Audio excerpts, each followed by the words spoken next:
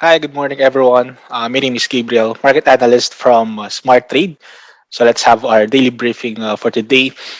And yesterday, as we all know, there's nothing much, but I've already discussed to you guys what are the stocks that will come out for this week based on the earnings calendar. But for today's briefing, we have to focus on a lot of things. So to start off, we have the Asian session. So earlier today, we have the Bank of Japan interest rate decision. So the previous and market forecast remains the same at negative 0.10%. As we all know, Japan is one of among the countries that have the zero interest rate policy.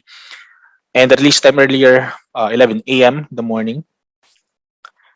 So the actual data was negative 0.10%. It's still the same at negative 0.10%. So let us see what happened on the dollar yen, to be specific, right after the release of this data. Okay, so we have here the 1 hour chart. I've already highlighted this one, so one moment. So right here on the 1 hour chart, this is the initial reaction of this data after the event. So the price moved for about 30 pips after this data. While this one is actually a bit of surprise because if we pay attention on the interest rate decision every month, the dollar yen is was moving for about 13 pips on an average during the past couple of months. But after the release of this data, the price moved for about 30 pips, and it ended with a bearish trend for about 18 pips for this one.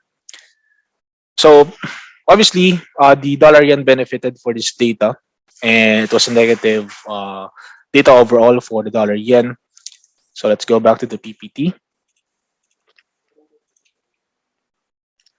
All right. So during the European session, we have to focus more on the claimant count change for UK for the month of December, and we also have the unemployment rate for the month of November. Both data will be released later at 3 p.m. And later at 6 p.m., we have to focus on the economic sentiment for Germany and Eurozone as well. So the unemployment rate, it's the previous data was 4.2%, and the market consensus remains the same at 4.2%. But however, the claimant count change, the previous data was negative 49.8K, and based on the calendar, it's being forecasted around negative 36K for the month of December. So let us see what will happen later for the British pound against the dollar. And for the US session, we don't have any much data that we have to pay attention. But for today, we have to focus more on the European session. And for our key product for today, we have the British pound against the dollar. So this one is on the 1 hour chart.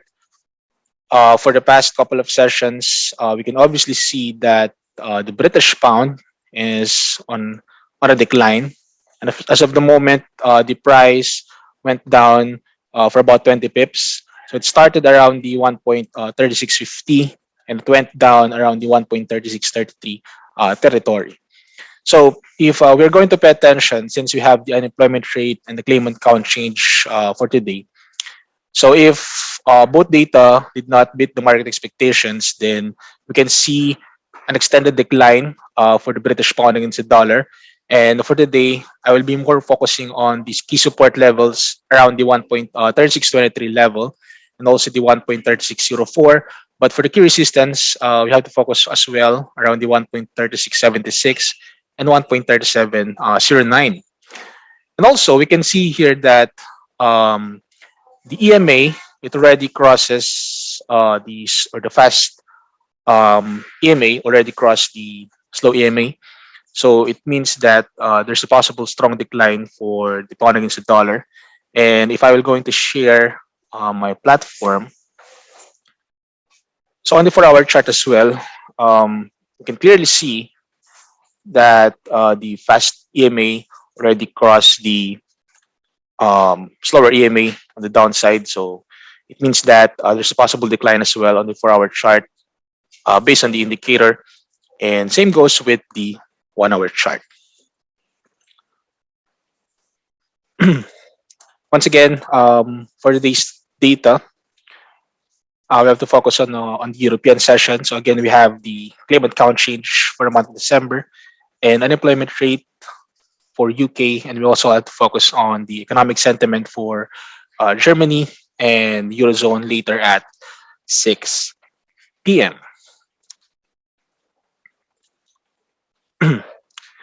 All right, thank you everyone for joining our daily briefing today. Stay safe and have a great day.